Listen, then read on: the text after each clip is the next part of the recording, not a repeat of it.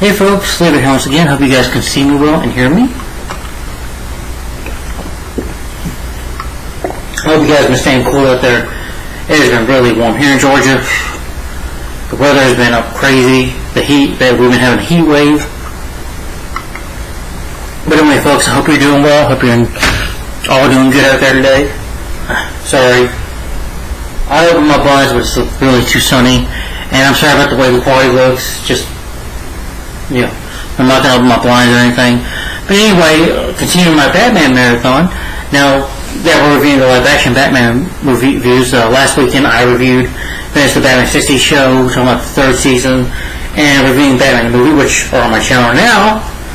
We're getting to the other Batman, live-action Batman films, getting into the darker version of Batman, and starting with the 1989 Tim Burton classic film. I am now reviewing Batman.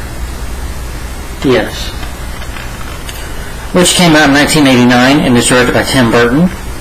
So this is where the character goes to his true roots of being dark and mysterious. So yeah, just look at that poster. Batman right there. How awesome the logo is. This just speaks volumes to me. This is Batman. Yes.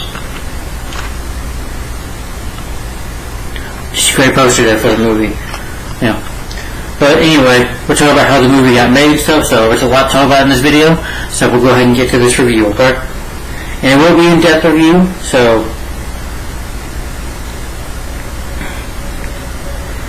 pretty much in the late 1970s, Batman's popularity was waning. CBS was interested in producing a Batman outer space film. Producers Benjamin Mickley and Michael E. Uslan, who was, I think he was a Batman fan since he was a kid. He basically wanted to, he got into college. He wanted to do a serious tone of Batman. Basically, he wanted to do a movie to a Batman tone, and he was going to talk to another producer named Benjamin Mickley, basically by the rights to the DC Comics character Batman. It was his wish to make the definitive dark version of Batman, the way Bob Kane and Bill Finger had envisioned Batman in 1939, a creature of the night, striking criminals in the shadows. Richard Mellon was hired to write a script by the guy Hamilton to direct, but the two turned down the offer. Now, Uslan was unsuccessful because he pitched Batman to every movie studio in Hollywood, and Michael Uslan said, that he got turned down by every studio in the movie. So this film it took 10 years to make. So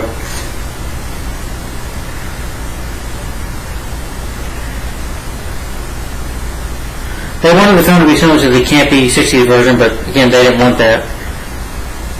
It disappointed Uslan, then brought his title Return of the Batman to give the film industry a better idea of his vision for the film. Uslan later compared the dark tone to that of the successful four-part comic book The Dark Knight Returns, which was thankfully written by Frank Miller, exploring the darker version of Batman. In November 1979, producers John Peters and Peter Glover joined the project. Mickley and Uslan became executive producers. The four felt it was best to pattern the film's development after that of Superman 1978, which, of course, Superman the movie, which I did review on my channel. Superman the movie really did inspire superhero films. After Superman the movie, you did get some superhero films in the 80s, but I would say nothing really stood out until we got Batman 89. So thanks to Superman the movie is part of the reason we got this film. Yes, and many other superhero films as well. It is because of Superman the movie.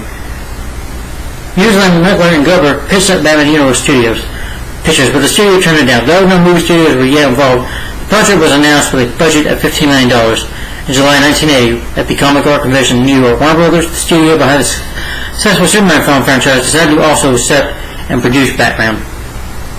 Warner Brothers decided to do it, since they pretty much own the character. Tom McKenzie, who also worked on Superman the movie, the script title of the Batman in June 1938, focusing on Batman Dick Grayson's origins, with the Joker Robert Thorne as villain, and Silver St. Cloud as the romantic interest. Manson took inspirations from the limited series Batman Strange Apparitions, written by Steve Englert, comic book artist Marshall Rogers, who worked with Englehart on Strange Apparitions, was hired for concept. The Batman was announced in late 1983 for a mid-1985 release date. Originally, Magnus had wanted an unknown actor for Batman, William Holden for James Gordon, David Niven as a Penguin, Peter Quill as a Penguin. Who Mendes wanted to portray as a mobster with low body temperature. Holden died in 1981, Niven in 1983, so this would never come to pass. A number of filmmakers were attached to making script, including Ivan Reitman and Joe Dante, all great directors. It was even said that, Bill Murray was to be cast as Batman, which, sorry, but I can't see that. And Eddie Murphy as Robin. No, it sounds like a comedy movie to me, if you ask me. Sounds like a Saturday Night Live sketch. 9 rewrites were performed by the 9 separate writers. Most of them were passed on strange approaches. However, it was making a script that was still being used to guide the project. Due to the work they did together on Swamp Thing, Wes Craven was among the writers admittedly initially considered by looking for a director. After the financial set of Pee-wee's Big Adventure, which was directed by Tim Burton, who started out in Hollywood.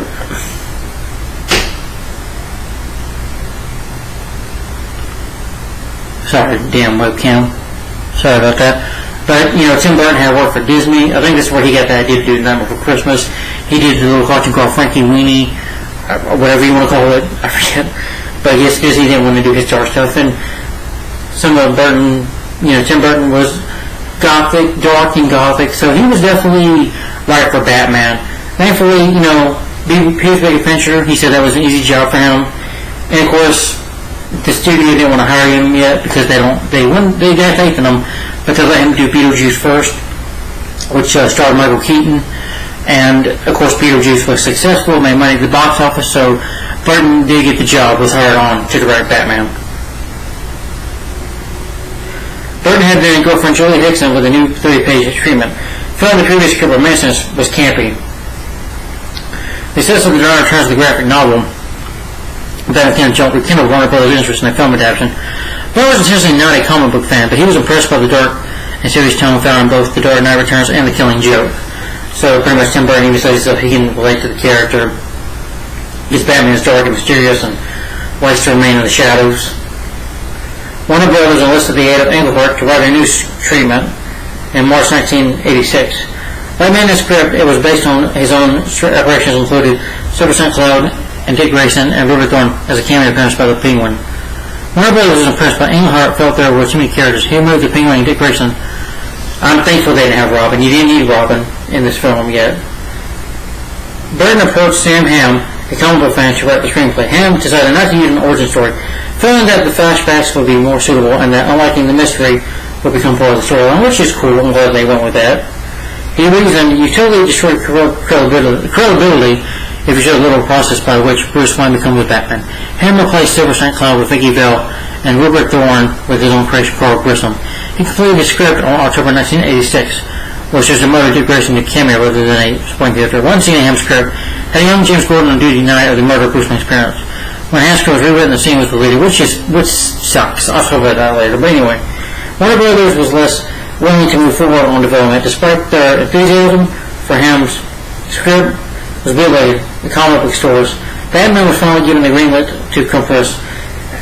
After the success of Beetlejuice the same year, when comic book fans found out about Burton directing the film with Michael Keaton starring the lead role, controversy started because Michael Keaton was cast. Of course, Tim Burton worked with Michael Keaton and Beetlejuice because Michael Keaton had played Beetlejuice. And Keaton, I think, did a film called Night Shift as well, and Mr. Mom.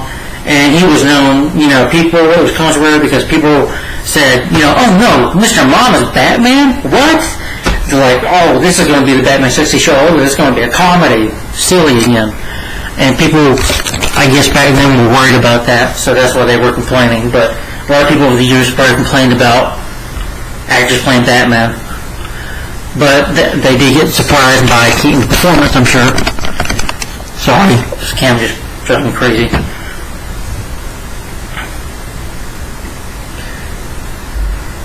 And they heard this thing called, yes, think of the 1960 version of Batman. We tried to market it with a typical dark and serious tone, but the fans didn't believe us. To combat negative reports on the film's production, Kane was hired as a creative consultant. Batman's co-creator Bill Finger was uncredited at the time of the film's release, which was sad. I don't think Bill Finger deserved that, because he came up with some of the ideas for Batman. So, I always felt Bill Finger was uncredited. Always uncredited. I think Bob Kane was kind of a glory hound when it came to Batman, but that's just my opinion. Not to disrespect him. Some other actors were considered for the role of Batman: Mel Gibson, Kevin Costner, Charlie Sheen, Tom Selleck, Bill Murray, Harrison Ford, and Dennis Quaid. Burton was one of those two to cast action, was personally one of those to cast an action movie star, and approached Chris Marshall, but had no interest in playing a comic character. Burton was originally interested in casting an unknown actor, William Dafoe, who was mostly considered for the Joker, actually being considered for Batman. Now, he didn't get the part. William Dafoe did play a comic villain. He played the Green Goblin in Spider-Man, the Sam Raimi Spider-Man first film. So, producer John Peters suggests Michael Keaton, arguing he had the right edgy, tormented quality, and mainly Michael Keaton has these eyes that makes him dark and mysterious, just the way he looks with the eyes. I think that's what got him cast, because he's such a good actor. Having directed Keaton and Beetlejuice, Burton agreed. Keaton's casting caused a conversation among comic book fans. 50,000 letters were sent to Warner Bros. Offices. Some of it kind of maybe hurt Keaton's feelings a little bit. I'm not sure if it did. Obviously, there was a negative response to the comic book people. I think they were going to make it the late 60s TV series made campy because they thought, maybe Michael Keaton is Mr. Mom. Like that, Keaton studied the Dark Knight Returns for inspiration. Michael Keaton also, I'm sure, got into shape for the role, exercised. You had some actors considered for the Joker. That was Tim Curry, David Bowie, John Lithgow, Brad Dourif, Ray Liotta, and James Woods. But, of course, they didn't get the part. Lithgow, during his audition, didn't tell Burton about casting him. A decision he would later publicly regret, saying, I didn't realize it was such a big deal. Burton wanted to cast John Glover, but John Glover would go on to be in Batman and Robin, as Dr. Jason Woodrow. And, of course, would work in other DC stuff like Smallville, and, of course, voiced the Riddler in Batman the Animated Series. Ron Williams was loved for the part, but Jack Nicholson had been the top choice. Everybody wanted him to do what Peter Postal was on far back in 1969 film of The Witches of East. Unlike Keaton, he was a public choice for his role. Nicholson had a non-alcoholic agreement. His contract spoke to the number of hours he was covered to have each day. So he got a good paycheck though, but I think in order for him to get the part, Tim Burton and him had to go horseback riding, and Tim Burton was scared of horseback riding. He's like, that's not part of my job description, but he did it anyway. He got $10 million, I think, or $50 million in the fee. Sean Young was with a cast picky but was injured in a horse riding accident. So her departure came late. They were casting some other. They wanted some other actress, but Kim Basinger, she came in immediately. Flew to London where they were filming the movie, so she came in at the last minute. And Michael Gough's work, and Burton cast him as Alfred, his butler. Now Michael Gough will work with Tim Burton in other films like Tim Burton's Horse Bride, Sleepy Hollow, and of course Batman Returns was in that as well. Robert Wool plays the reporter Alice Aronnax, whose character was supposed to die by the Joker's poison gas, but it didn't happen. Burton chose to W.D. Williams as Harvey Dent because W.D. Williams wanted to do it because he wanted to become Two-Face, but that didn't happen. Nicholson convinced the filmmakers to cast his friend Tracy Walter as the Joker henchman, Bob Yoon.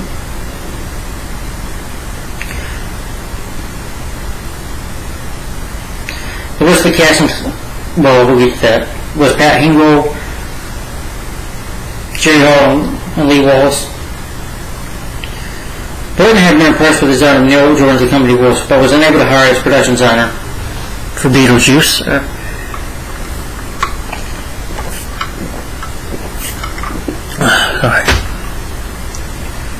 Earlier, Burton says we hired first for Batman. And they had a design look. I like the way they look Gotham City look like. It looks like New York, but a darker version of New York. If it would look differently in that way, that's the way they designed it.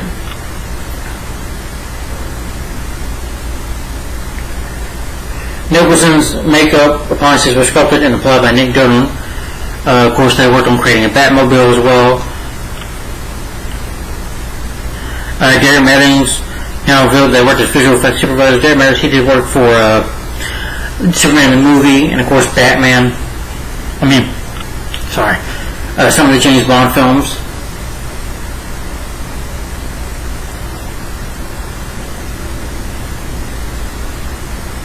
The film was filmed in Batman in California, but it was filmed in Paramount Studios in England from October 10, 1988 to 1989. 18 sound stages were used, but 7 stages are occupied. Filming was highly secretive. Oh, just reading some stuff here. The music score was done by Danny Elfman, and the soundtrack, you have songs by Prince, the late artist Prince.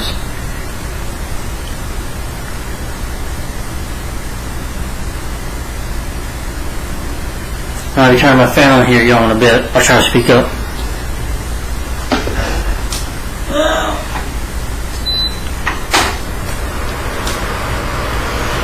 I hope you guys can hear me, and the fan's not messing up the plumbing.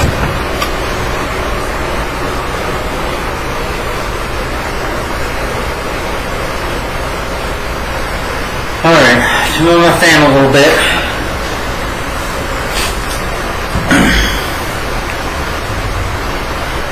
But the movie had its marketing, of course. Now, Batman 89, it had some competition that year, because you had sequels like Back to the Future Part 3, Karate Kid Part 3, sorry. You had License to Kill, Indiana Jones Last Crusade, Ghostbusters 2, and some other bigger movies like Honey, I Shrunk the Kids, The Little Mermaid, that came out this year. So, it was quite a year for movies.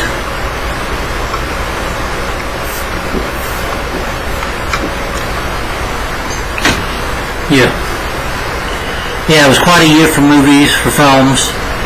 Okay, guys, I'm going to turn that fan off. I'm sorry. It might be just too freaking loud, and y'all might not be able to hear me. Or my audio messed up. Anyway. What was I saying? Oh, about the film's marketing.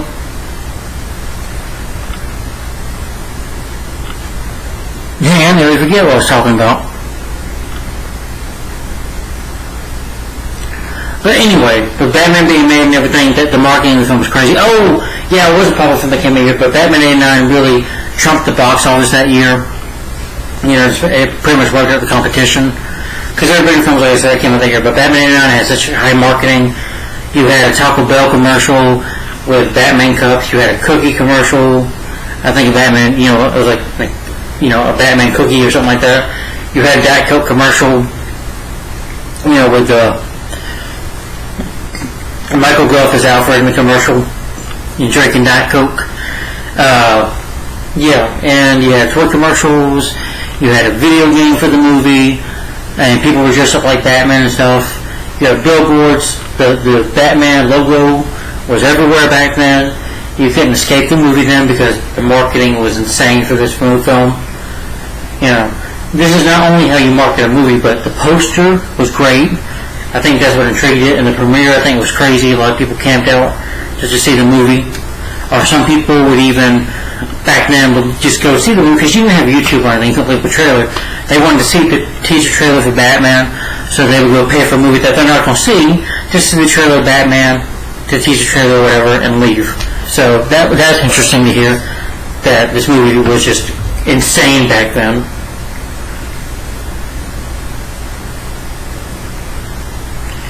Yeah, you did have some video games, like for Game Boy, Nintendo version. The game has a feature that was unusual. The series of the game consists of Gotham City streets, access chemical plants, Gotham sewers.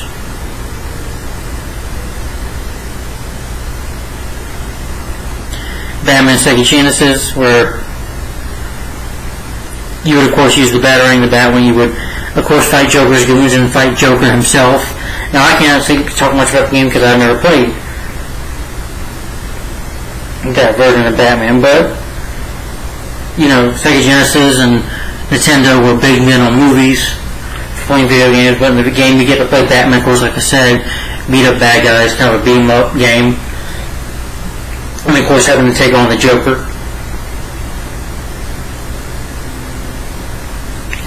But Batman 89, when it came out, it did make money at the box office. It was a hit.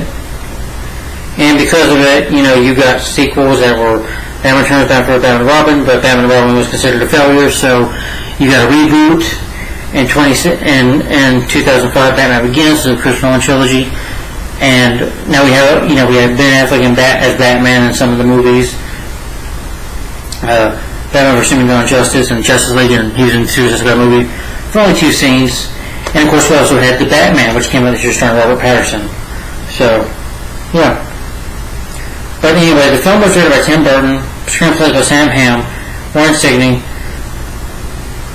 produced by John Peters and Peter Weber. Cinematography is by Roger Brett. It's edited by Ray Joy. Music is by Danny Elfman.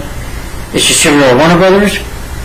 It was released June 19, 1989 in Westwood Hall, Los Angeles, I guess its premiere, and worldwide in the United States on June 23rd, and in the UK in August 11th, 1989. It's 2 hours and 6 minutes, 126 minutes long. The budget to make the movie was $48 million, and the box office made $411.6 million worldwide. The film did receive Academy Awards, but I say screw the Academy Awards. I don't really need the film to tell me that. But anyway, so let's get into it. Let me tell you what the plot synopsis is that having witnessed pretty much, share with you, the movie's pretty much about Batman versus Joker. This is pretty much about Batman started out, Batman in here has probably been, Batman for like maybe a year, 2 years maybe at least, not very long, but Batman just started out, and of course you have the villain, the Joker, who comes in. This movie also has the origin story of Joker, and it's pretty much Batman versus Joker. So, will the city trust Batman or not, basically? Having witnessed his parents put a murder as a child, millionaire Bruce Wayne fights crime in Gotham City disguised as Batman, a costume hero who strikes fears in the hearts of villains. But when a deformed madman who calls himself the Joker seizes control of Gotham's criminal underworld, Batman must face his ruthless nemesis, ever while protecting both his identity and his love interest reporter Vicky Vale.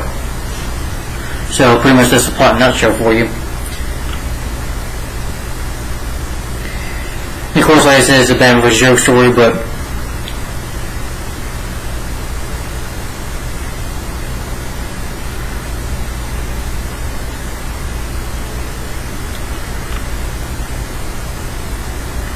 yeah. But it pretty much takes place in Batman's early career of crime fighting. So, but that's the plot in a nutshell for you. So, we'll talk about Batman 89 itself. If I do that, I'll get some water. Yeah. I'm alright.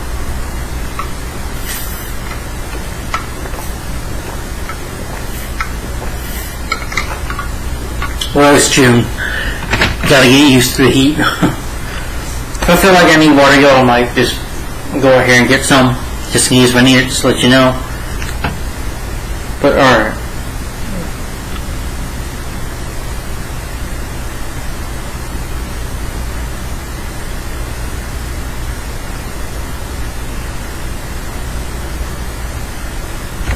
But okay, let's get to it. So Batman 1989, here we go.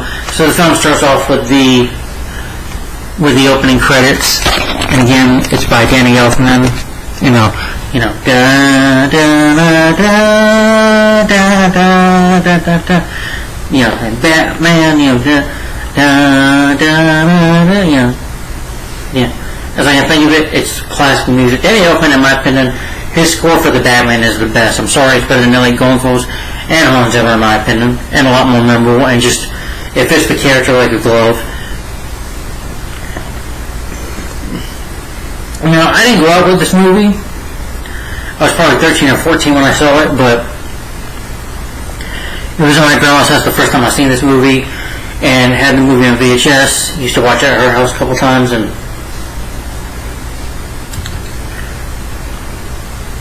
fuck yeah.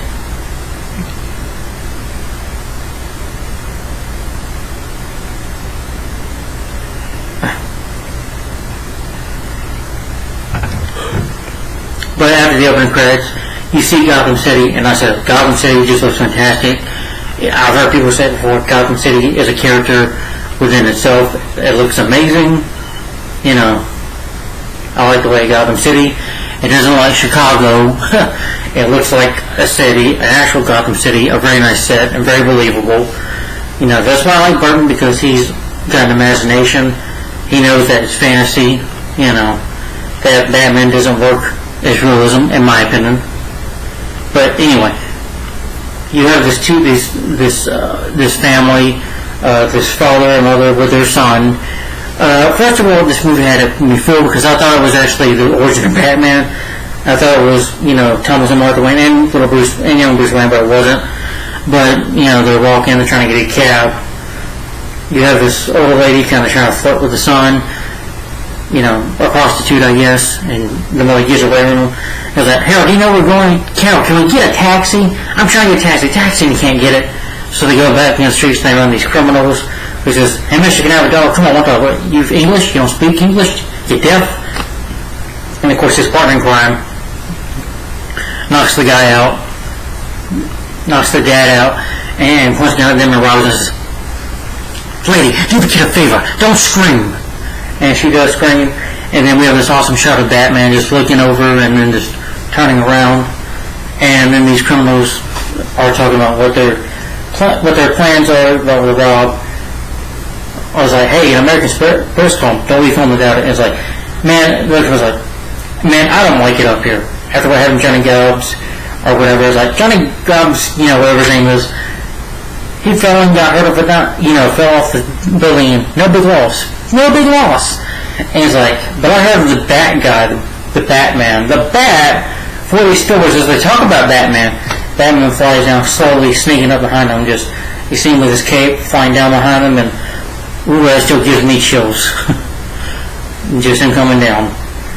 And then not knowing it. And it's like, you wanted this money or not.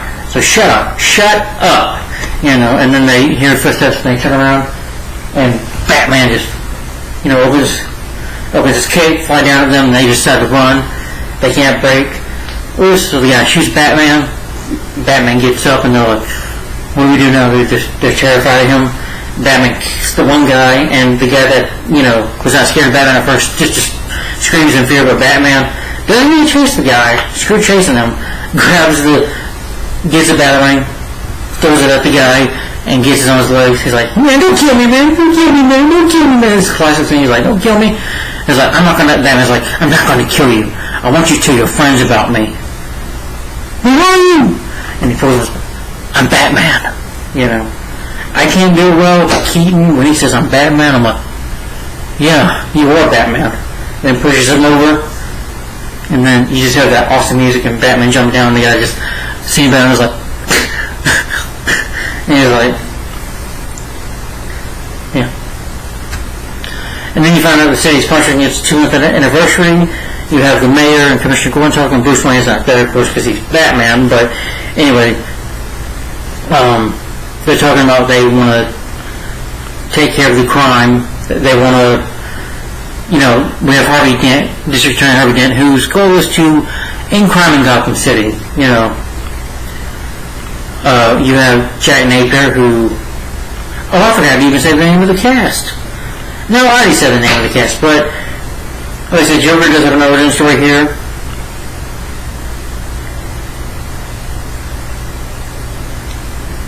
Dent decides to target mob boss Carl Grissom.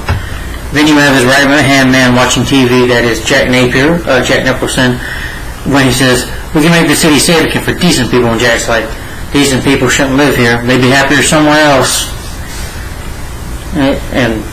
But people talk about Carl, it's like, don't worry about it. And Alicia, who is, of course, that Napier is having an affair with her, which Kristen doesn't know. But, I like it that when Jack was just checking the suit and everything. And she's like, you look fine, Jack. And he's like, I didn't ask. And just walks away. Then you have Lieutenant Eckhart, who the character reminds me of Harley Bullock. Maybe he was the inspiration for the character. But anyway, Eckhart is talking to Alexander Knox, who was a reporter, who was investigating the Batman. The characters are like, one guy's, the other guy's crying, Batman who beats the criminals up earlier, and the criminal's like, man, I'm telling you, man, a giant bat, and he's like, Christ, Knox, Eckhart says. And he's like, hello, Lieutenant, I hear we have another punk stiff by the Batman on our hands. And they're listening, Knox, these two slipped on a banana pill. Don't be writing this stuff in the paper. I was like, They say he drinks blood. They say he can't be killed. I say, you're full of shit, Knox. You can quote me on that. Throw a cigarette. It was like, Lieutenant, is there a 6-foot bat in Gotham City? Then he just always says, he's like, and Eckhart, of course, is a dirty cop. As he talks to Jack Napier about the problem of Harvey Dent. And it's like, and he tells Jack, I only answer to Grissom, not you. I was like, you know, Eckhart, you ought to think about the future. What future? You ain't got no future, Jack. You're an A1 nut boy, and Grissom knows it. And then Jack pushes his, and grabs his face, pushes him. He's going to shoot at Jack, but Bob just shows up behind him. I was like, and Jack says, see, you can't when you try.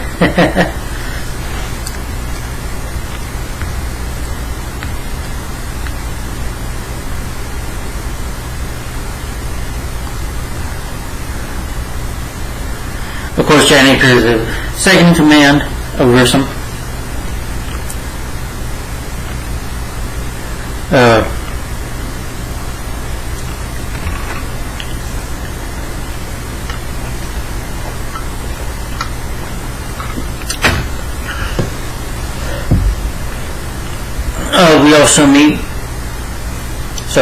We also meet Vicky Vale.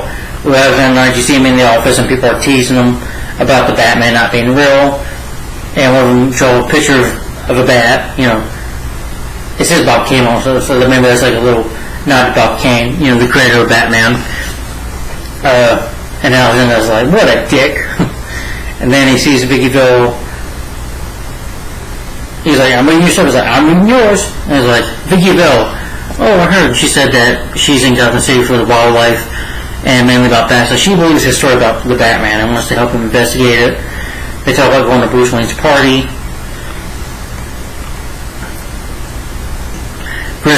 Carl Grissom, played by Jack Palance, is having a meeting with his crew. He's like, say this son of a bitch. And is taking acid chemicals and messing with her. And they say what they're going to have to do about him. And Jack says, you know what? But I say, we're going to break into the place, steal some stuff, and say it was espionage. He's like, Jack, that's good thinking. That's why I like to handle. You would handle this job personally. He's like, me? And then he gives his card, and it's a Joe card, of course, what he would become. And Alicia shows up, and Carl's like, hello, sweetheart. Do you mind waiting in the next room? And he sees Jack staring at her, and of course Grissom knows that they're having an affair. And and then Carl's like, all right, meeting's over, you know, that's all, gentlemen, thank you. That's what it was like. And Jack says to Carl, he says, Carl, you get somebody else to do this job. I mean, they got fumes in that place. He's like, Jack, I need you to handle this personally. He's like, Jack, you are my #1 guy, you know, and don't forget, you're lucky dick. And then Jack takes off. He's like, my friend, your luck is about to change. Picks up his phone and is like, get me Lieutenant Eckhart. Yeah.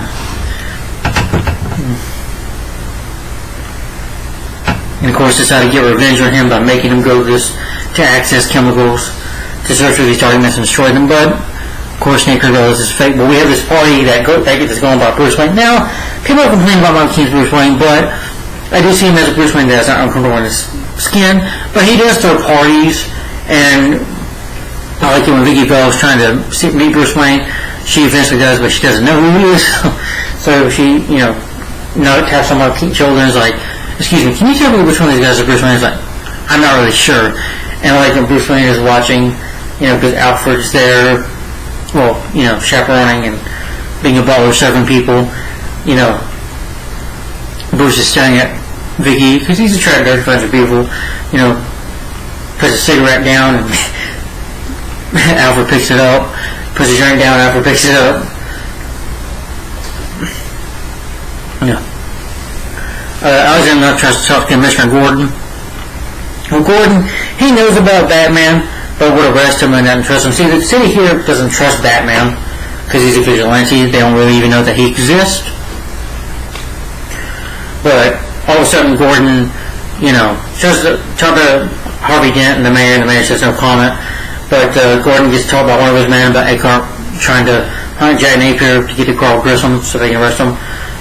And they go, but we don't have the rest of that conversation later.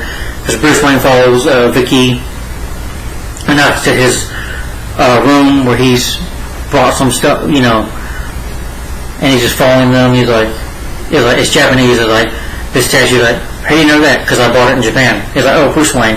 I was there enough. And Vicky's like, are you sure? Yeah, this time I'm sure. And he tells her, you have a wonderful eye. Some people think she has two, Knox says. And he's kind of a down-to-earth guy, just talking to them until Alfred tells him about Commissioner Gordon leaving. So Bruce just said, Alfred, can you get some more wine for them? And, Mrs. Key, she needs some more towels down here or whatever. And give Knox a grant. I mean, I'll admit, as Bruce Wayne, he does come as a down-to-earth kind of guy. And even Knox thinks of him as a rich stiff. Possibly couldn't think that he's Batman because he doesn't even act like it. You would think that people think he's a rich stiff who throws parties. Maybe it's just a rich, drunken billionaire playboy. People just don't know about him. But they maybe just think he's a rich stiff, The way Vicky and Vicky calling him the worthless guy in America, the way her and Alfred talk about him, it just seems to me that people, what they think of Bruce Wayne, they just think of him as a rich stiff in here, Maybe just a lazy playboy. Maybe that's what they think of him. But we just don't really see that in here. But anyway, Bruce goes to the Batcave and, is able to record the conversation to hear what Commissioner Gordon is talking about. So he just has to come in as Batman and help.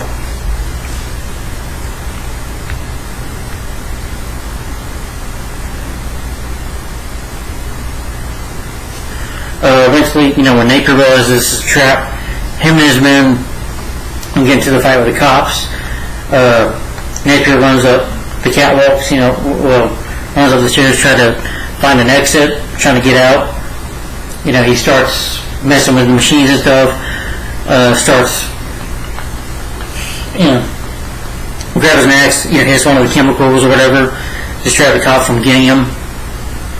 Some of the bad guys the crooks are shooting at the cops, almost getting away, until Batman shows up. All that moment, just Batman showing up, crooks shooting at him, and Batman grabs a grapple gun he has, and shoots in the guy's face. So that's, it's like, like, I guess, he's able to grab a rope and put on the guy's neck, and, Batman just pulls it, and he goes, ah, and Batman pulls him down. So, like, they see Batman, it's like, Commissioner Gordon's like, oh my lord. Because when Eckhart tries to come in, Gordon says, I'm in charge here, not Carl Grissom. Like Jack Napier's still run Batman, is still helping the cops, just sneaking around. One of the bad guys tries to shoot the cops. Batman's like, the guy can't see Batman, Batman just punches the guy, and Batman's following Napier, and Napier sees the exit, trying to escape, and he's going to shoot at Gordon, but Batman flies down, well not flies, when he uses cape, he's kind of able to fly a little bit, glide down, and kicks the gun out of Napier's hand and picks him up, and Napier's like, Jesus! And before he can do anything, though, Bobby Goon points the gun at Gordon and says, like, let him go, or I'll do Gordon! When he puts him down, Batman just puts him down, he's like, nice outfit. And I like it, though, that Keaton has a creepy smile as Batman. He is, something like that. And Napier tries to get his gun, shoot him, he's like, and then he turns around, he sees Lieutenant Eckhart, of course, who helped, was working with Grissom, starts taking his revenge and says, hey, Eckhart, think about the future. And then shoots him. Just laughs. And after that, Batman shows up, tries to shoot Batman. Batman never uses his gauntlet or whatever on his hand, of his glove, to deflect the bullet, and it shoots one of the chemicals and hits Napier's first. Napier's like, oh! And it's about to fall into that chemicals, but Batman's trying to help him. And he's like, and he's like, falls in the vat of chemicals. Batman thinking that, because Batman didn't want to kill him, Batman in here at first is not down. I know people complain about that, but we'll get to that soon. But Commissioner Gordon says, arrest Batman. Batman sees the cops in the way. They can get him, so he drops a smoke pellet and uses a grab gun to escape. And Commissioner Gordon tells the men, we don't know who this guy is, but until we find out, keep a lid on it. And of course, Napier survived the fall. You see his hand come out of the water, even with his lucky takeoff cards. And, see just Batman looking over excess chemicals and going away.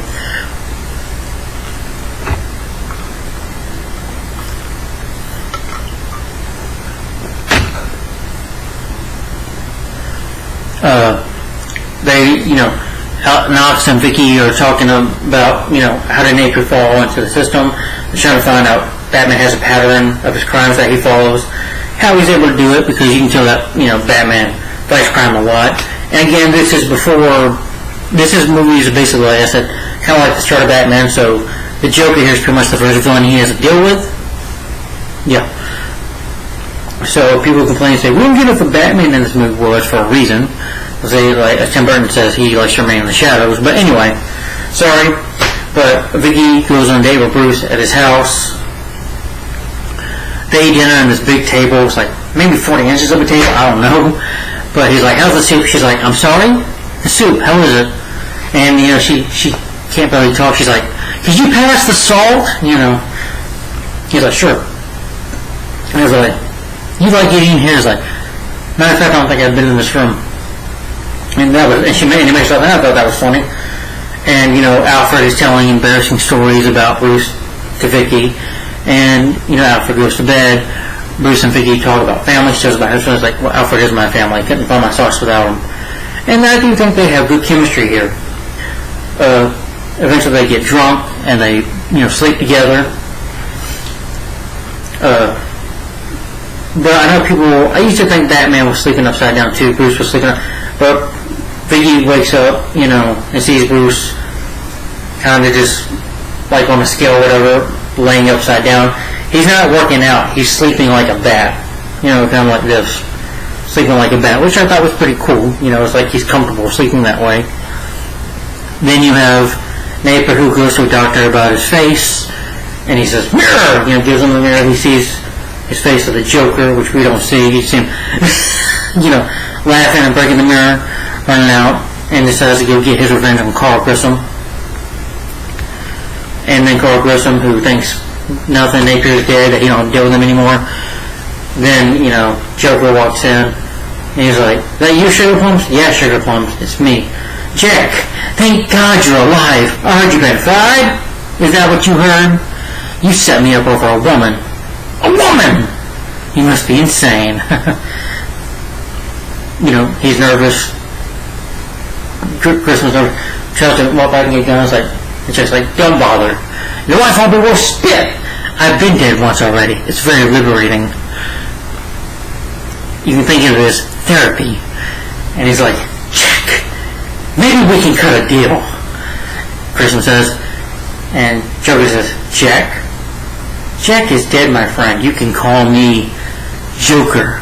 And as you can see, I'm a lot happier. And then shoots him down. And Joker just doesn't shoot him twice. Doesn't stop there. He keeps on shooting. He's like, pow, pow, pow, pow, till the gun runs out of bullets. He throws his head. He's like, what a day. And then you have him sitting at the table, Gotham City. Sitting at Grissom's office after he killed him. Gotham City always brings a smile to my face. And then looks at the paper with Batman. Probably, I'm thinking here that he at least wants revenge on Batman for doing this to him. It was like winged freaked, terrorized Gotham City. He's like, Joker looks at it like this. Where do they get a load of me? Now, I can't do Jack Nicholson, but I could try, but it can't be Jack Nicholson. I mean, come on, he's one of the best actors of all time. In my opinion, one of the greatest. And, he's like, where do they get a load of me? Bro. And there's that laugh.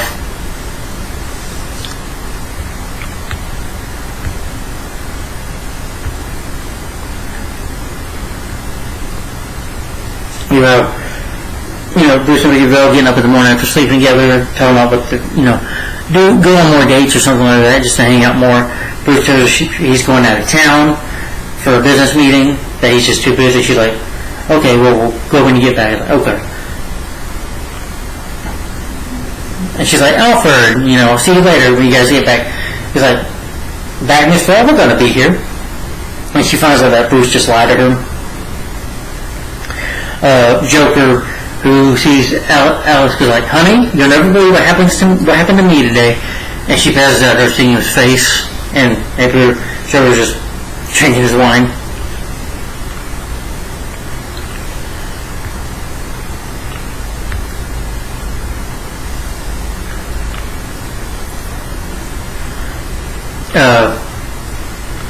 Joker has a meeting with a Christmas man, telling him that he's in charge now, telling him like he doesn't on vacation, the excuses, even though he killed him.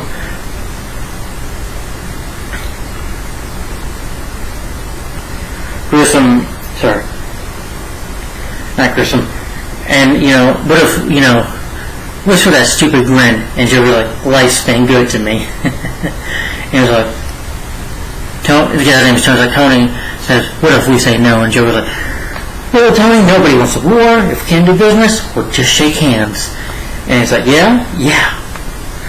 And he shakes his hand, but he's got the buzzer, which pretty much follows the guy's like, oh, Hannibal, I went here. Oh, there'll be no time in the hot town to die. Ooh. And burns the guy's face up to an oblivion, turning him into a skeleton.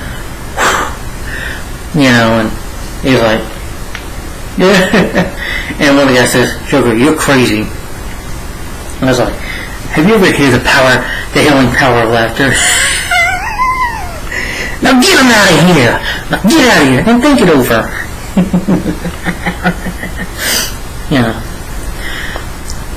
And he's like, Bob, take a camera down there and at the auditorium meeting, at this meeting or whatever, see what you can find out about this Batman. And Bob, I trust you. You are my number one guy. And Bob again does what he's told, because he respects Joker, and is very loyal and do whatever he asks. He's like, yes, sir. After making that funny face, he's like, your pals want to make a deal or something. There will be some quotes at the end of the video, but quotes, he's like, no. You are a pretentious bastard, but I'm glad you're dead. I'm glad you're dead, And just laughs about the guy's death. Then you see that Bruce Wayne is, leaving the Wayne mansion to go to this theater. Vicky's following him to see what he's up to.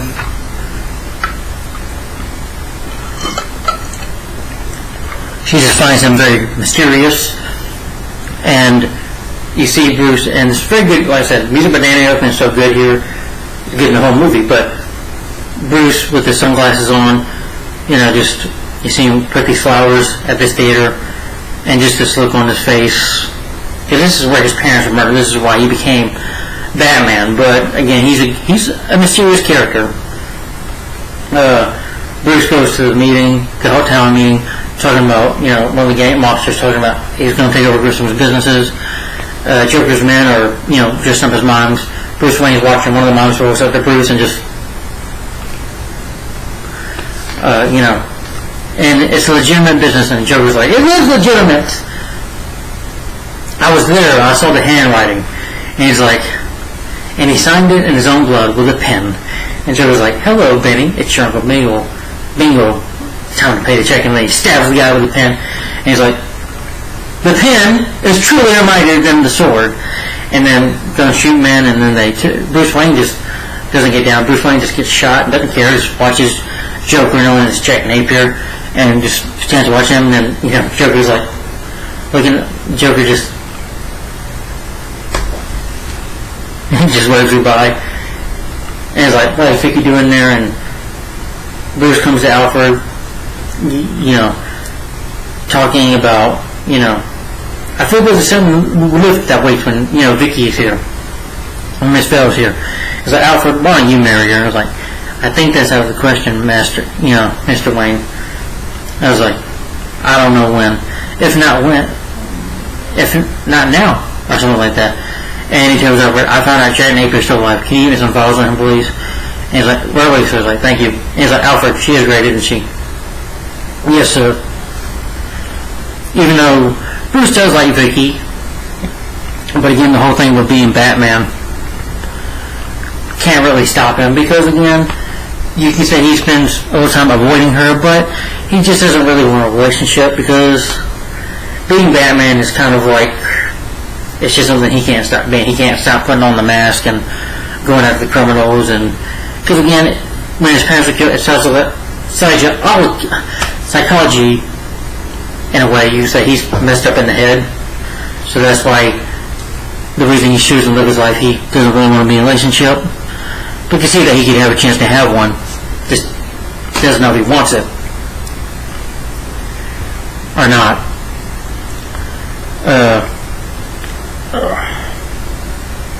Oh no, guys, I'm gonna be right back. I'm gonna go get some more water, okay? Be right back.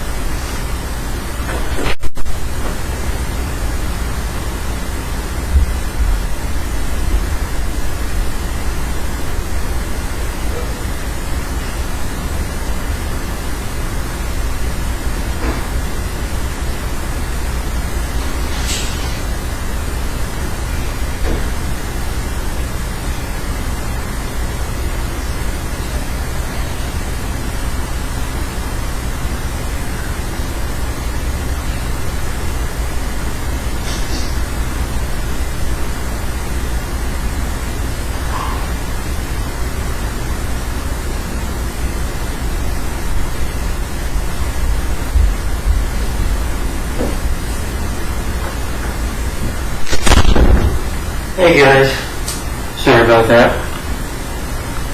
Just needed to get some more water. Okay. Well, we also see the Joker watching a commercial about Batman, and the police thinking that Batman might be in cahoots with the criminals, and Joker has like a gun that has a punching glove on it, punches the TV out with it. He's like, can somebody trying to tell me what kind of a world we're living in, where a man dresses up as a bat? This town needs an enema. You know, I'm just kidding. You know, it's acting crazy. And, you know, Joker is creating this Smilex, which is a poison, you know, Joker poison that can kill a lot of people, as Joker's plan is to do. He finds the ship all of it out of access chemicals, and he tells the scientist, he's like, have you shipped 9 of those things yet? Yes, sir. He was like, ship them all! We're going to take them out a whole new doorway. You know. And you see Joker in a commercial, well, these people talking about him, about these two models going missing, and then you have this lady, of course, who was a TV reporter. She's on the news, and this news reporter starts talking about Gotham, and she starts, it's like, Becky, you know, and she's just, sorry, and then she starts laughing hysterically, and then she falls to the ground, and what's scary is her face becomes like the Joker, and you see Joker in commercials like, do-do-do-do-do, you know, it's like, you know, Smilex, you can get it again. He's like, I get it again and again. Oh no.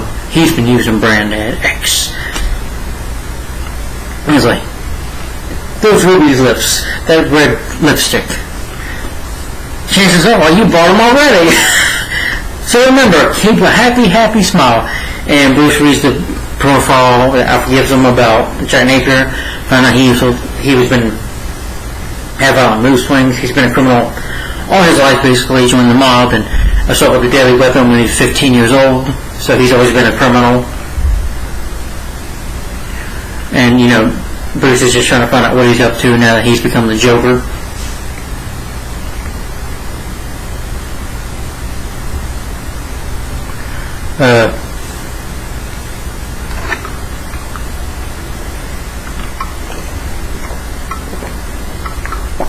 Joker, after taking these pictures that people that he's killed, is just cutting pictures. And then he tells the pictures, like, shows it to Joker and is like, that's how it was internet. Oh, bad tie. And then he sees Vicky Bell, and Joker falls in love with her. He's like, stop the press, who was that? That's Vicky Bell. She's dating some guy named Wayne. He's like, well, she's about to trade up, Joker says. And he goes, gotta break the laws. You know, I don't want to go through the line, so he cuts the picture out of her. He's like, about to get a new girl, Bobby. I have a mind makes him mookie. Phone book. And Joker is completely in love, infatuated with Vicky. Looks at the picture and is like, so much to do in so little time. You know, starts dancing. And then all that crime stuff happens. And he has to lure her to this museum where he wants to meet her on a date about joining him. So he, of course, you know, Vicky calls Wayne Manor, and then Bruce, you know, Alfred says, yes, Mr. Wayne, Miss Delcourt, that you have a date with her in the museum. And Bruce is like, wait, I'm not meeting her tonight.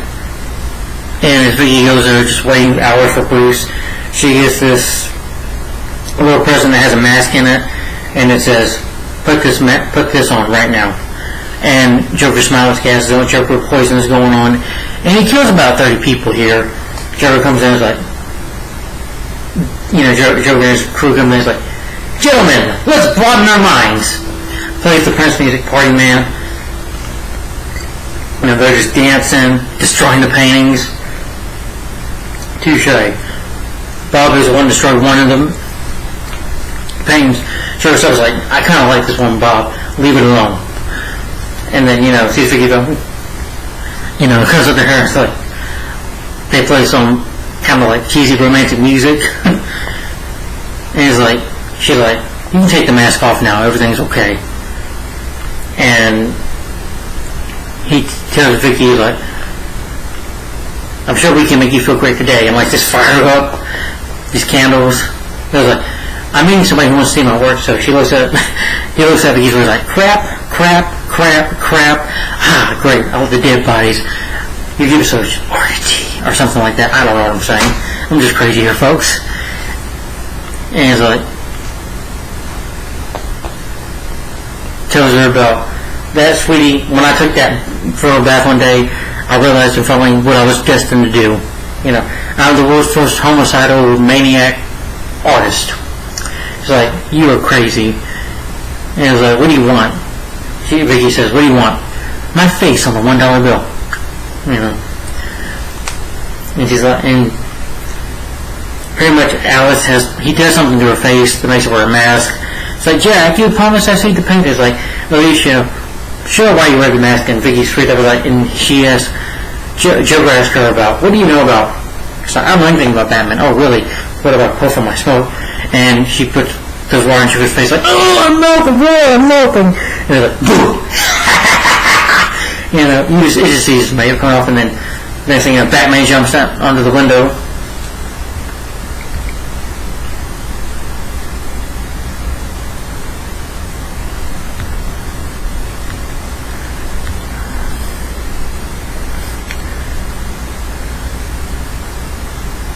Batman comes, you know, points up at the Joker's true face. It's a grapple gun, and he's able to fly. He's like, Vicky, hold on. And he says, hold on. They fly out, and I guess he dropped a smoke pellet. And then we see the awesome Batmobile. By the way, this Batmobile is my favorite Batmobile. Probably the whole Batman franchise. You know, the great Batmobile is awesome. It's like, get in the car, she's like, which one? See the Batmobile? Joker and his men are chasing Batman's car. They're shooting at Batmobile, but of course it's bulletproof. Batman has a grapple gun in the Batmobile, which he's able to shoot it out to make a turn. Eventually, they get in the way of a construction of a bulldozer. So, you know, Batman and Vicky Vale run out of the car, and Batman has like a remote control car. When he uses his voice, he's like, shields, which is cool that Batman can shield itself from anybody either trying to steal it or get into it, which is smart, you know, Batman to do. Her and Batman get away from the crooks. They have to not fly up the air, but grapple up to grab her to safety. He's like, how much do you weigh? She's like, 108, I think. Then he shoots the grapple gun, and then that was there. He's like, grab my grapple gun, my belt. He's like, don't let go. And then he falls, and Joker's men knock him out and shoot him. And like, check his ID. He's like, wow, bulletproof vest. He's human after all. take off the mask. Vicky takes pictures of Shrek and he's like, shoot her, but it doesn't work, and Batman gets up, starts knocking and punching some of the guys out, and sees Vicky taking some pictures of him, and then has this one guy with knives, and Batman's like, ready to fight him. And I do like the moments where, probably not Michael Keaton fully, probably stunt double, but who cares? It's a movie, just full of the fantasy, right? But, Batman's like, blocking his knife shots, his attacks, and just, hits him back, and they actually, there's a, starts coming after Batman with the knife, and what's up funny here, Batman just kicks him in the face, I remember when I worked at a Goodwill, it was a Goodwill program, I think back in 2013 or something, no, I'm sorry, no, 2015, I believe, 2015, they were playing Batman, they were playing this movie on the VHS, and this guy was watching it when Batman kicked that guy, this guy was watching it on TV and he was cracking up about it. I was right in the middle of the store cracking up about it. But when Vicky Vale comes back down, she sees Batman, she's like, screams, and Batman's like, you weigh a little more, 108, and she's like, oh really? And he's like, let's go. And then Batman calls the car back, and he's like, shoot, and the Batmobile automatically comes back, and it comes to the Batman, Vicky's like, things are going on, Batman's like, stop, and that Batmobile stops. And then we get the nice driving scene, which I like.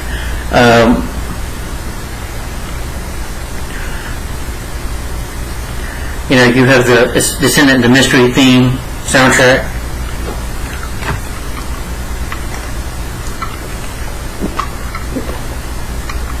Just cool shots of the Batmobile driving at night, perfectly shot, in my opinion, and Vicky is just looking at Batman, just finds it mysterious and kind of learns about him. Batman is just trying to just focus on his driving and being quiet as usual. I like the one Batman's silent. It just makes him more threatening and intimidating. Doesn't have to have an over-the-top voice or scream like in the Dark Knight trilogy. Gosh, don't need to do that. Just a calm, dark voice is all he needs. Not over-the-top and a throat cancer voice. Yeah. He does turn this light on from Vicky, start looking at him, and they go in the back cave, she's like, and Batman's like, be careful, as they're in the back cave, and he's like, she's like, bats, whoa, and he tells her, they're great survivors. Then he showed Vicky his back computers, and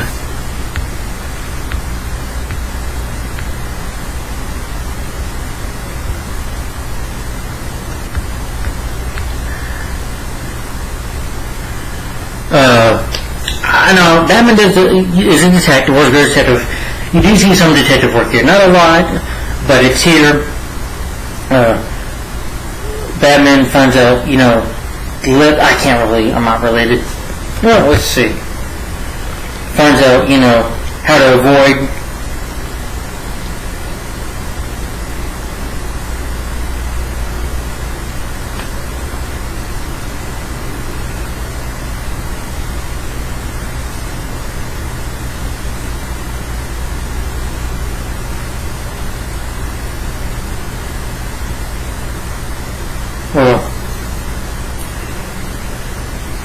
you find out that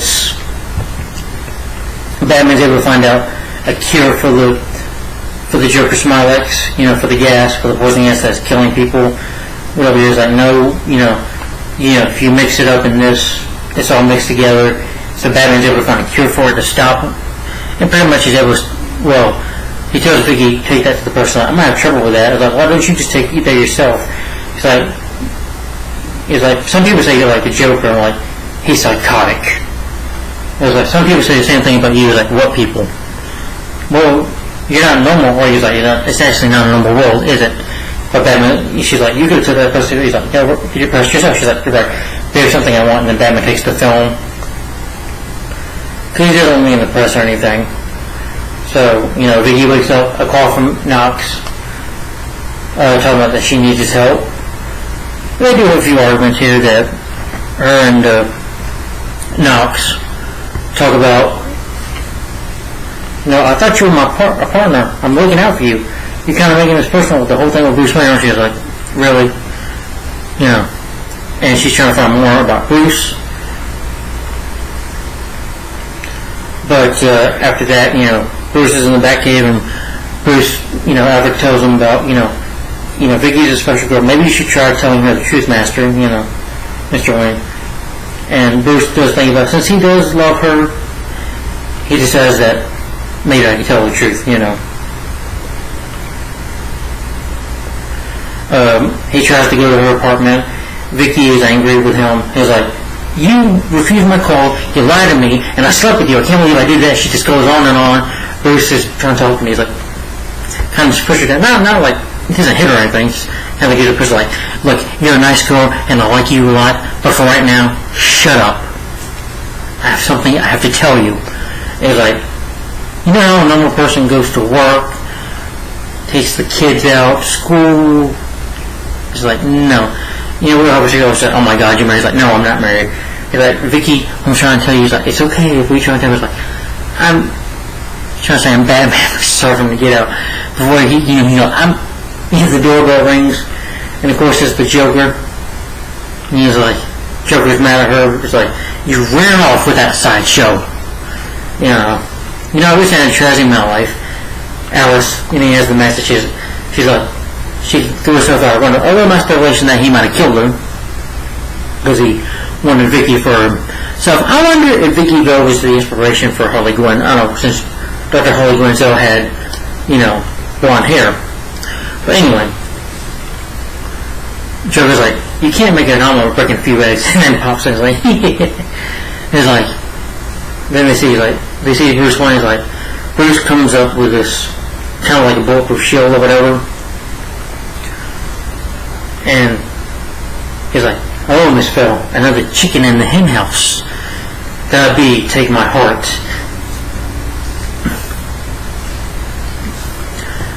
He's like, Bruce Wayne, Nespa? Sometimes. The men try to bob, and another Joker's going to try to point their guns. They're going to shoot Wayne. But Joker's like, no. He's like, hey, Jack, can I tell you about a guy I know? He murdered these, I know who you are. I know you murdered that guy, Jack, murdered some people. Like, Joker's like, I like him already. But he got lazy, he did this, and then one night he did this, and grabs a weapon, and he's like, and Jack, and then this happened, and then he breaks a vial of the house. He breaks something, he's like, no, I'm nuts! You want to get nuts? Come on, let's get nuts. As you can see, that some people will probably say that's over the top, but he's probably just doing a cover. He couldn't let on to know that he was Batman, especially not in front of Joker, and put Vicky in danger. So, but and Joker says, "Tell me something, my friend. Have you ever danced with the devil in the pale moonlight?" It's like, what? Bruce says, "It's like, I say that to all my prey. I just like the sound of it." Pow! She was like, why is it every time somebody always interrupts us? She was like, I'm going to need a moment to one boy. Like, my smile is on the outside, but on the inside, I'm crying. If you just join me for a week. Joker loves her. Does that, he just does this, like,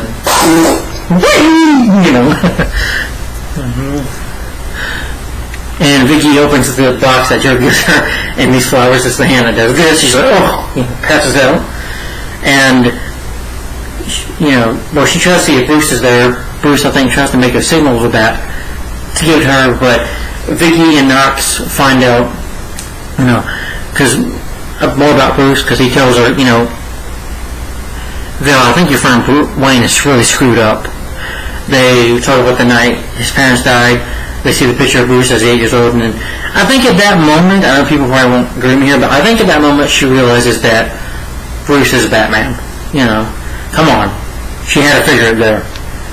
You think about what his parents did, and what he was trying to tell her, the little back signal, on the plate that he put,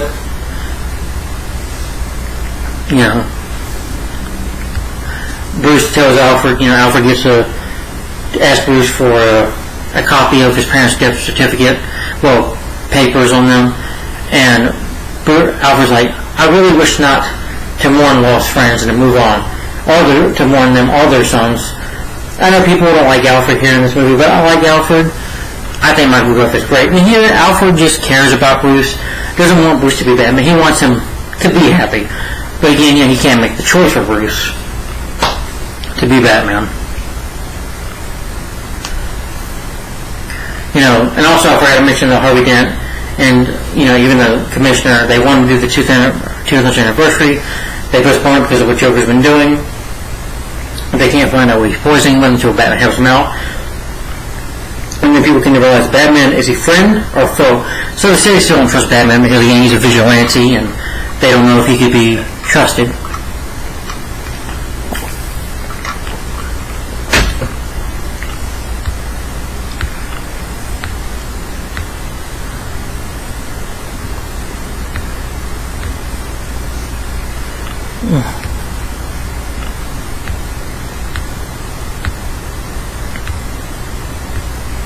And that's what Vicky realizes when she followed Priscilla to that valley, to the movie theater.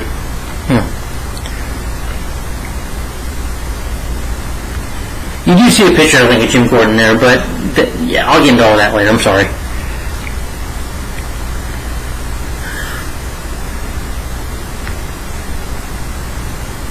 Bruce is in the Batcave, the Batcomputer, studying about his parents, and you have this great music, this chilling music of Batman, of Bruce thinking about the time his parents were murdered.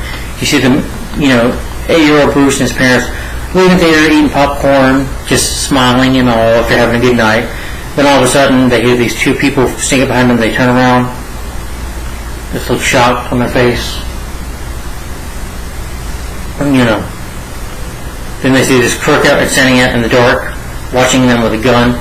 This other guy who grabs Martha's pearls. Thomas tries to help out, try to fight the guy, and then all of a sudden you find out it's a young Jack Napier. I know people complain about this, but I'm okay with the Joker killing Batman's parents. I like that it makes a personal story between the two. I thought that was interesting. Who cares if it was JoJo or not? Who gives a shit?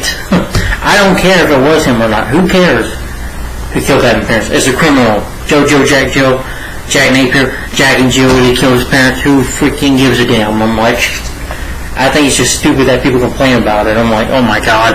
Not every comic book movie goes by the comics, people. Jeez. But again, Jack shoots them. He's like, tell me something, kid. Have you ever danced with the devil in the pale moonlight? He's about to shoot Bruce. That smile on his face. He's like, come on, let's go, Jack. He's like, see you around. And he just walks away. Joker has just done this commercial saying, so what's nos? It was like, tonight I will drop $20 million on the crowd of Gotham. He's like, you want to find out the real terror of Gotham City? Batman. Do you hear me? Mono Rumo. I have taken off my makeup. Let's see if you can take off yours. Yeah, and I also like it though when he finds out Joker Smilex, and Joker's like, I've given a name to my pain, and it is Batman, and then he shoots the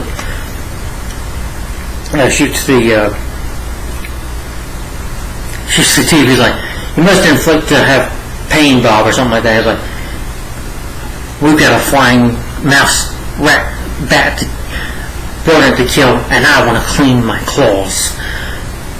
But after that, offering a confrontation, Bruce, of course, will accept it after realizing that.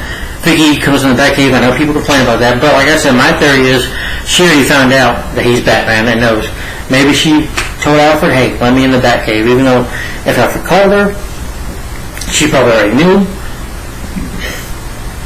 So he just, of course, to the Batcave, they talk about, that she loves him. And he's like, I was like, why do you have to do what you do, Bruce? Why do you have to be Batman? I was like, nobody else can, And even though they don't want Bruce to be Batman, Bruce knows that this is where he belongs, that Batman is who he is. And he basically tells her, she's like, I know we're going to travel with each other. Bruce is like, I like that. But right now, he's out there, and I got to go to work. And then you see him, awesome Batman suit up, good music, and putting the bat suit on and looking up, good picture of his eyes and stuff, I thought was cool. And Batman goes past his chemical, see if, I guess, Joker's there. You see the Batmobile driving in there, and then Joker's goons shooting at Batman, shooting at the Batmobile, and all you in the Batmobile, like, has guns in it, and it is able to shoot his way into it, which I thought was cool. And his men, they try to shoot the Batmobile, which doesn't work. Batmobile drops a bomb, and Batman kills like maybe 8 or something, or 10 of Joker's men. Who knows how many people he kills? I know people complain, but Batman did kill in the comics. I believe he did have a gun in the comics. So Batman has killed before. Again, Batman is a dark, brooding vigilante. It's dark. I don't even call Batman a superhero. In this movie, he's a vigilante. This isn't the Batman 60 show. He's not going to do a bat dance or anything, or act cartoony over the top. But anyway, we see the Batmobile driving out of the excess chemicals when it's being blown up.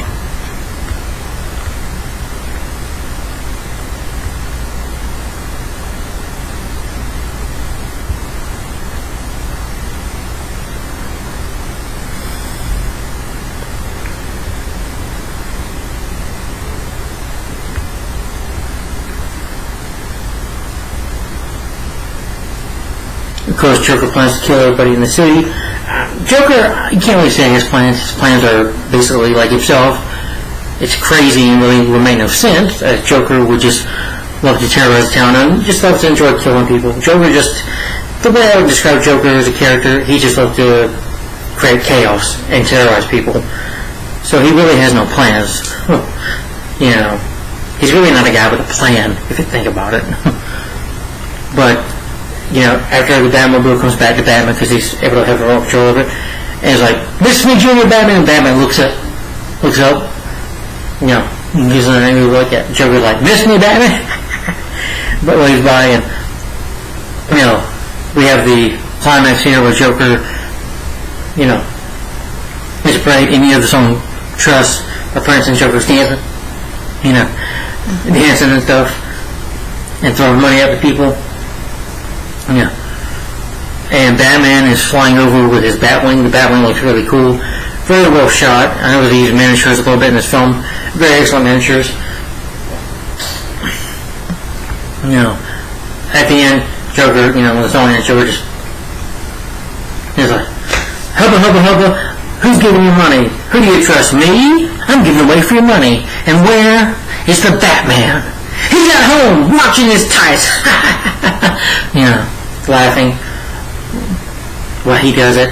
And then we see the Batman's like, Batman flies in the night to find me. Mask. So Batman says to go ahead. Joker says to go ahead and use this Joker smellless gas. When Vicky's taking pictures of fun, he's like, he's going to kill everybody. So now I relieve the little people of a useless and pointless life. But as my president surgeon always says, if you gotta go with a smile. Woo! Starts it up. Him and his men wear their masks. And the Joker goons, people start getting killed. And from what I heard, it wasn't real money. It was the Joker's face, so I guess the joke is on them.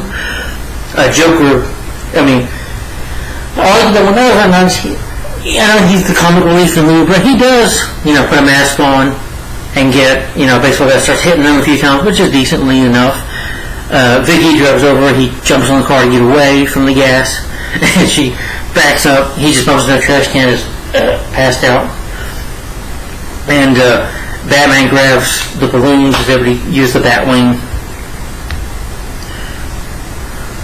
He snatches the balloon, like using the Batwing, able to snatch all the balloons up and get them up before it kills any more people, and saves the people of Gotham City. And Joker's like, he stole my balloons. And Joker's just shot by this. Batman releases the balloons into outer space, I guess you can say, or good outer space, and deflate, releases away from Gotham City completely. And I like the shots, when he's shooting up, and you get that good shot of Batman flying the Batwing up to the moon. Very good shot. And Joker's figure's like, he stole my balloons. He stole my balloons!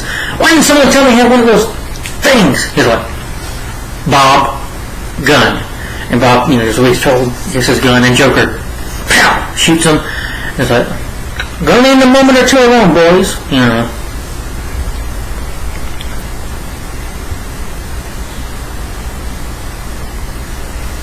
So I thought I heard something.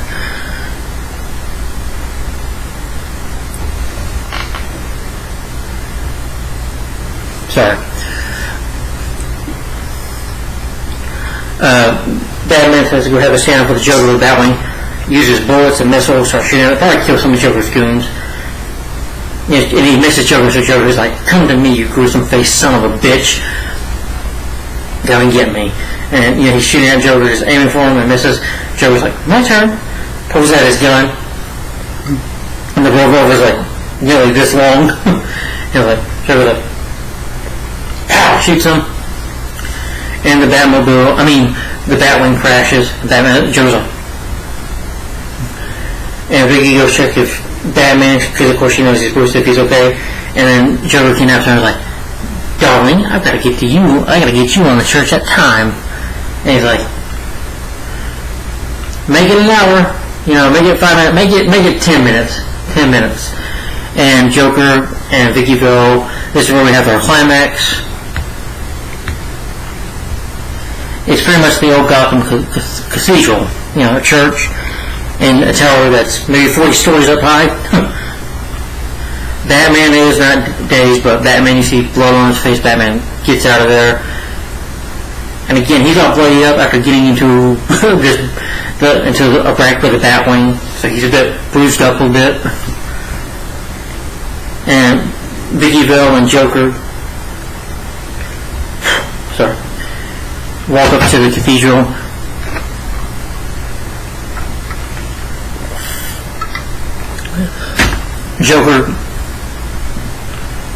Batman pushes down these chairs or whatever, pushes these down, telling Joker and Vicky that he's coming, and Joker just has to move faster, pointing his gun at Vicky Vale. Batman has all these stairs to walk up. I don't know, it looks like it's maybe like 10,000 freaking stairs or something that he has to walk up on. Vicky loses a shoe. Joker grabs a shoe, kisses it, throws it. Batman sees the shoe, says run up faster. And her and Joker make it up to the tower, and Joker decides to get rid of the bell by using his flower that has steam in it or whatever, or a gas that he sprays on it and drops it. And Commissioner Gordon and his police cannot come in, but Batman is able to get out of the way of it, just stand near it and get all the way up there. Joker sets up a trap for Batman. Batman walks up to the cathedral, walks up to the tower, just looks around, closes the door, and you hear Joker, say, kind of like on a speaker, I have a bat on my belt for you. And just laughing, and Batman's like, one with Joker. It was like, shall we dance? And Batman, you got a shot of Batman looking, and then one of Joker's men tried to do this jump, like gymnastic kind of jump, to come to get Batman. Batman has equipment and just punches the guy out and just looks up, and then you have the Waltz of the Death theme song and Joker's dancing with Vicky Vale. And as Batman is rolling around, one of the men try to attack Batman, but falls through the ceiling, falls through the ground, and Batman just looks. And then when Joker's being his main big thug, black guy who looks like Ray Charles almost, shows up. He's able to kind of punch Batman around. And this fight is pretty intense too, because it's dark, and this guy's giving Batman a beating. Yeah, Batman's getting the beating here, but think about it, he had just gotten to a wreck, like he said, with the Batwing, and had to walk up all these 10,000 stairs, so you can say he's probably, been through a fight here in a bit,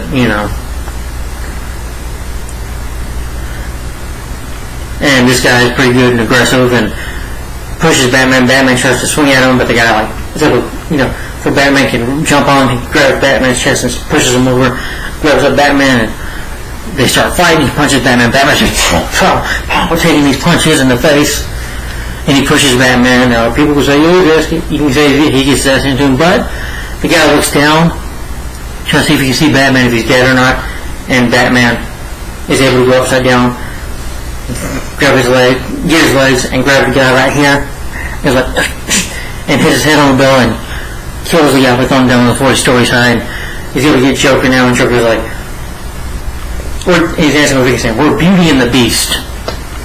That's what we are. If anybody calls you Beast, I'll rip their wings out. and Vicky sees Batman's coming on, and she says to trap Joker like by kissing his shoulders and telling Joker, "Oh, Mr. Joker, you say such horrible things. Purple, I love purple." And Joker just, and then Batman's like, "Excuse me, have you ever danced with the devil in the pale moonlight?" Pow! Punches him and then gives Joker a punch, like grabs Joker. You see him go in the movie Joker like this.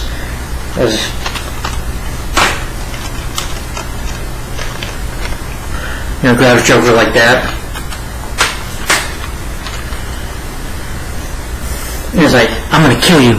Kill me, you idiot! You made me, remember? It wasn't easy getting that Vatican books. And don't think I didn't try." It's like, "I know you did." And Batman punches him in the stomach and then punches Joker away. Knocks Joker over a couple times, gives him a beating, and Joker just, his teeth fall out. Cheddar, she's and he tries to punch Batman, but it's like, oh, it's like this. It was like, "You killed my parents." It was like, Joker, "What? I killed your parents? What?" It was like, "I made you, you made me first." I think, yeah, good line. "I made you, you made me first," the Batman says. It's like, "Batman, I was a kid when I killed your parents. Kid, you can't choose either way." It was like, he went here to guy with glasses and Batman punches him. Vicky and Joker, Batman, look, see what Joker's at. Joker like grabs him, and they're on the edge, about to die, and Joker's standing over them by the cave like, "Let me lend you a hand." "Lend you a hand." Joker's like, "What are you laughing at?" Just laughing and acting silly over the top, and his man comes by, he's like, "Well, it's time to retire." He starts to go, and they push up a ladder down for him, and there's this Gorgo statue. Joker's like, "I can just kill myself." So Batman, not letting Joker escape, he shoots a wire around the Joker's leg, using it as a bat grapple. Shoots a wire on his leg.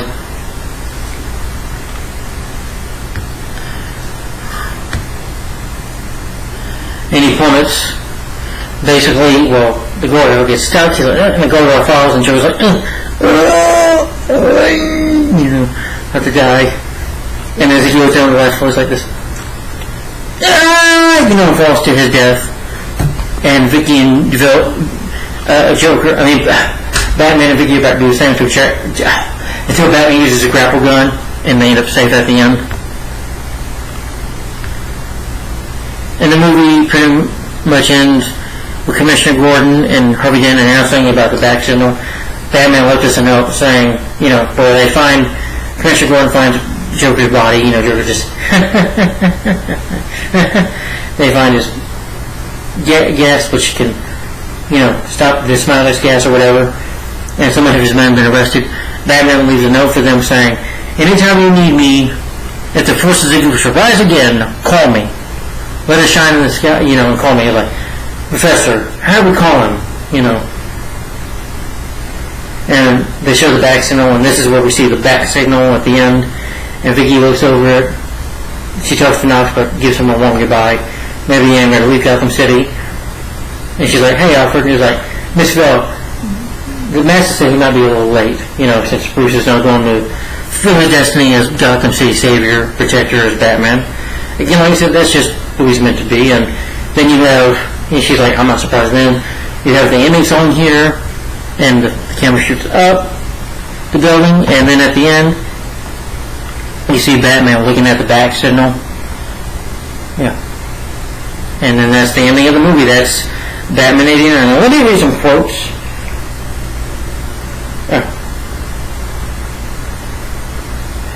From the movie real quick.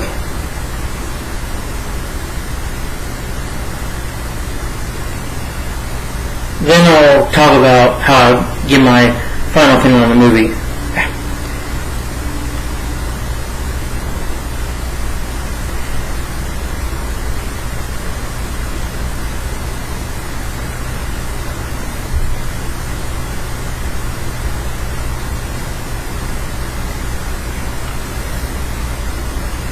What do you want? My face on $1. You must be joking.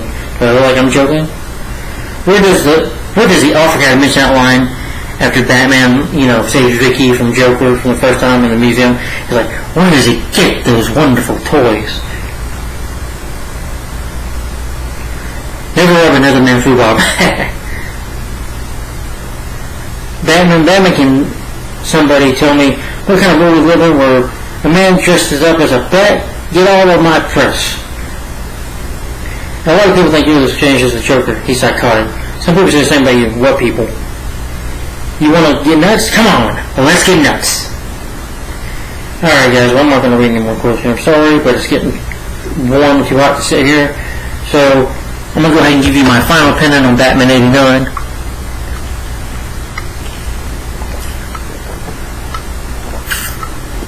Alright.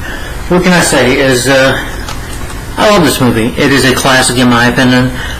I think Tim Burton did a great job directing it. I think the story was good. Is it the best Batman story? No. Is it the best Batman film? I would say probably second best for me. For me, maybe that would be Master of the Phantasm. But I would say the best Batman storyline is from the Batman movie starring Robert Pattinson. Best storyline-wise. Because we get more of a tentative story in that film. We don't have this one button here. At least we get the dark Batman. This film gave us the dark, brooding, vigilante version of Batman. Guess what? The complaints I would defend him. Like Joker killing Batman's parents, I'm fine with that. It gives a personal story between the two, and it works. You know, Alfred went to the Vicky Batcave, I was fine with that, even though he probably wouldn't have a job after that, at Wayne Manor after that, but I was okay with it, because I get it. He wants to protect Bruce, and Vicky probably just wanted him not to be Batman, but, you know, so I can kind of get that. They were just trying to help out. You know, that's the way I see it. And Batman killing. Well, Batman killed before people, and this is Batman starting out. Michael Keaton is such a great Batman. He's intimidating. He's threatening. People say, oh, he's short. I'm like, so what? He's a badass. He steals the show himself. People say, no, it's not. No, I feel Batman does. Batman might be a character who remains in the shadows in this movie, but when he shows up, he's a badass. You know, he doesn't have a throat cancer voice, and he stops the villains. Even goes up to the small crooks, like in the beginning, goes up to small-town crooks for attacking a family. You know, and terrifies them, because that's Batman, to put fear in their hearts, you know. Doesn't need to be a symbol. What he needs to be is a creature of the night. That's Batman. He is a creature of the night, not a symbol, you know. And Batman is who he is, and again, Batman is who Bruce Wayne is where he belongs. And again, yeah, he's not Bruce Wayne being a playboy, but he does come off as a down-to-earth kind of guy, and people could, like I say, think of him as a rich stiff, somebody who probably just only cares about himself. Maybe he's just lazy. Maybe people think he's just a rich stiff who only cares about money. That's what people could think of Bruce Wayne in here. But that's not true. But that's part of his cover, throwing parties and stuff. That could be part of his cover as Batman. But you know, but eventually as the other movies are going, we see more of the billionaire playboy out of Batman. Excuse me. But Keaton, he has those eyes that are intimidating, and if I met him in a dark alley, I'd be terrified of him. He gets under my skin in here because first time he shows up, yeah, he's scary. He's a bat that would just scare the crap out of you. And guess what? Every time, hey, he gets his hands on the villain, he beats the crap out of you. And he always beats up his baddies. Yeah, okay, the action isn't the greatest, but when it's there, and it's awesome. And I think the film still holds up. Jack Nicholson is great as the Joker. I think he comes close to the comic book Joker. Joker does kill people with gas, with Joker gas or poison gas. Joker does kill people. He enjoys it. Yes, and basically in this movie, Joker has no really plot in this movie. He's just insane. You know, it's just, his world is a world of madness. That's what Joker is. Just wants to cause chaos and murder, because he enjoys that, because that's how crazy and insane he is. And because once Jack Napier becomes the Joker, he snaps and loses his mind. But I like the origin story of the Joker. It works. Batman, we don't know his origin story, and I like it that it shows that, you know, a comic book movie, you don't need a backstory every time for a superhero.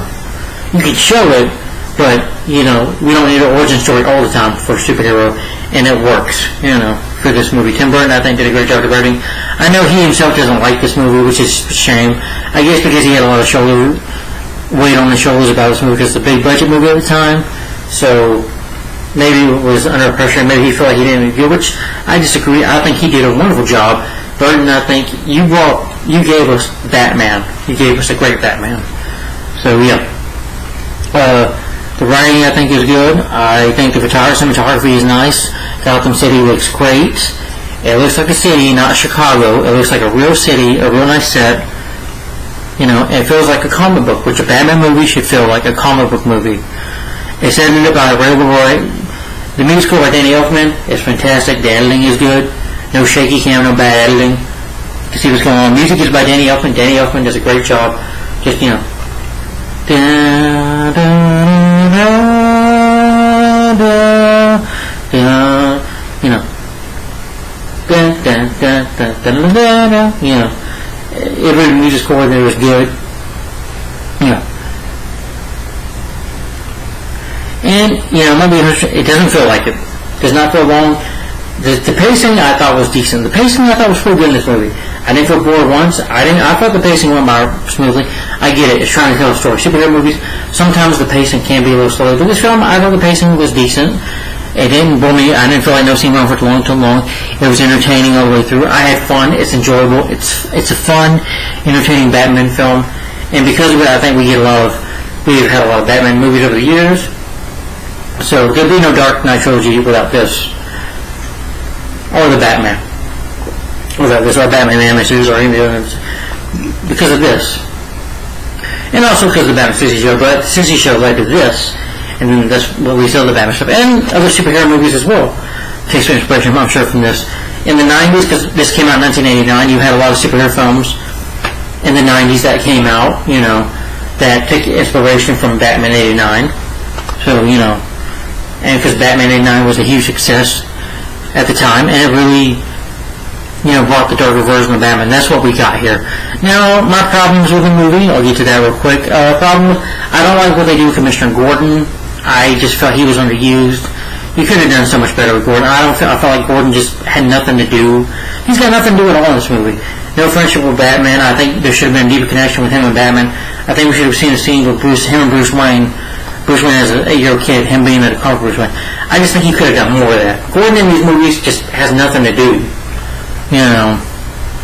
And also, the thing is with Harvey Dent, you don't get much of Harvey Dent. I wanted to see Harvey Dent, more of him, maybe have a friendship with Batman. Not like a friendship, but like kind of like him, Batman, and Bruce work together. Him, Batman, and Commissioner Gordon work together. We see that in The Dark Knight just for a tiny bit, but not much of that. But I wanted that here, and Alfred doesn't do much. I do agree, Alfred. People say stuff about Alfred. I do get it, and here he wants Bruce to have a normal life.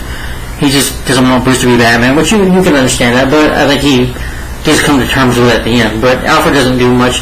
He does help out in Batman Returns, though. So that's another issue. And the Prince music, I'm not a big fan of. I mean, I like Party Man and Trust, but Scandalous, I'm not a fan of. Starts off good, but then I'm not a big fan of the Prince music. Some of it doesn't work for me. Bad Dance is alright. It's a little too corny for me, and some of it just, you know, it makes, you know, weird, like once we move, like, where is the Batman? You know, it just sounds kind of weird and out of place. I do like the whole thing, Batman, you know. But I don't know, it's just awkward. Prince, to me, good artist, good singer, but for his Batman soundtrack, it's just very awkward and weird. But I do love Party Man and Trust. But the soundtrack by Danny Elfman is great. The runtime is good. The Batmobile here looks awesome. Rest of the cast, Vicky Vale, Kim Basinger, so beautiful, it's great. Her screams do annoy me a little bit, you know, half the time. But despite that, though, those issues, I can let it slip, because this film is still a classic. The rest of the cast, you know, have Robert Wu, who I think is good. I mean, he could be funny and maybe a little annoying at times, you know. Jack Palance does a great job as Carl Grissom. I don't think you needed him here that a lot, but he was good, you know. Just, Jack, maybe we can cut a deal. But anyway, Jack Nicholson, great, over the top and silly. He just, like I've heard somebody say it before, and he's right. Jack Nicholson can just turn it off and on. He's just a brilliant actor. He does steal the show here, but Keaton is great as well. Great cast, great movie, a classic film in my opinion. The second best Batman movie, or probably my favorite. I don't know. It's almost hard to pick my favorite Batman movie. Maybe Batman 89 is my favorite, I don't know. But it's such a classic, I can't really say that yet. If it is my favorite. Batman Forever might be my favorite, but anyway, we're not getting at that yet. But Batman 89 is a classic, one of the best Batman films, in my opinion. I put it very high up. And my rating for this film is 5 out of 5 stars and a thumbs up. I love Batman 89, classic movie in my opinion. Hope you guys enjoyed my review of Batman 89. I'm glad I got to review it finally. I could have reviewed it such a long time ago after high school, but I didn't get to because I didn't start this channel until later on. But guys, tell me in the comments down below, what do you think of Tim Burton's Batman? What do you think of this movie? Do you like it or do you hate it? If you hate it, that's fine. If you don't like it, you don't think it holds up, that's fine. We agree to disagree, to each his own, but I love this movie, 5 out of 5 stars, and a thumbs up for Tim Burton's Batman. A classic Batman movie, a great movie in my opinion, a classic. So tell me in the comments down below, what do you think of Batman 89? Michael Keaton, in my opinion, is the best Batman, my favorite actor to play Batman. The dark Batman, the creature of the night, that's him. So, the best. And let me know in the comments down below, what do you think of Batman 89? And stay tuned.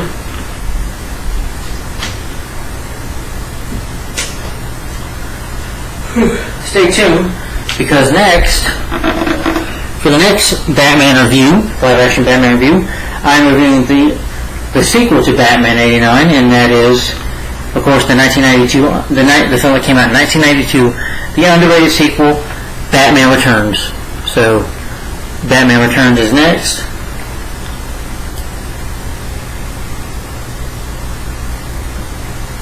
Hope you guys look forward to that. So, Batman Returns is next. So, stay tuned. Oh, I forgot to mention that, since I have a special edition of this movie, 89, there's some good features. You got commentary by Tim Burton on set with Bob Kane, Legends of the Dark Knight, History of the Batman, Shadows of the Bat, The Road to Gotham City, The Gathering Storm, Legend Reborn. You have Beyond Batman, the production design of Batman building the Batmobile, Those Wonderful Toys, The Pops and Gadgets of Batman, designing the Batsuit from Jack into the Joker, and the music of Batman. Today I've been talking about his score for the film, that he had fun doing the score for Joker. Batman, the police storyboard sequence of Robin, which I don't really see that, but the heroes and villains, talking about the characters, and music videos, Bat Dance, Party Man, and Scandalous from Prince. So, on the special edition of Batman 89. So, 5 out of 5 stars and a thumbs up. Hope you enjoyed the review of Batman 89, y'all. What do you think of this film, your opinion? Tell me your opinion. Don't be afraid to be honest. Tell me what you really think. It's cool if you don't like it, Everybody has a different opinion. But anyway, stay tuned next weekend, next Saturday, for my review of Batman Returns. Just can't do it anytime soon because again, work. But Batman Returns is next. Then after that, probably not Joe Schumacher films yet, because I think by 4th of July, so I might be spending time with family that weekend, the 4th of July weekend. So no review then, but next weekend, next Saturday, yes, Batman Returns will be reviewed. So stay tuned for Batman Returns. Thanks guys for watching. Like, comment, subscribe. And I'm Batman. Thanks for watching guys. Bye-bye. Thanks.